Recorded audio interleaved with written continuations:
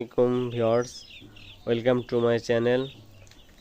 তো আজ এই বাচ্চাগুলোর বয়স 11 দিন। তো ওদেরকে একেবারে অনেক জায়গা দিয়ে দিয়েছি, যতটুকু ওদের আর কি প্রয়োজন। তো এতদিন ওরা ছিল হপারের নিচে, ছিল ব্লুডারে ছিল। তো ব্লুডার থেকে ওদেরকে এখন এইভাবে সবাইকে একত্র করে দিছি। তো মাশাআল্লাহ বাচ্চাগুলো সুস্থ আছে।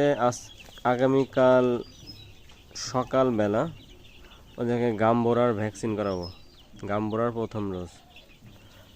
তো দুপুরবেলা সাদা পানি দিয়েছি, সাদা পানি খাচ্ছে। আর রাত্রে দিব এডি থ্রি রাত্রে দিব, সকালবেলা দিব ভ্যাকসিন দেওয়ার পরে ওদেরকে আবার এডি3 খাওয়াবো।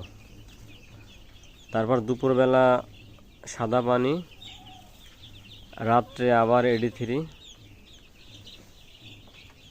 এভাবে ওদেরকে 3 দিন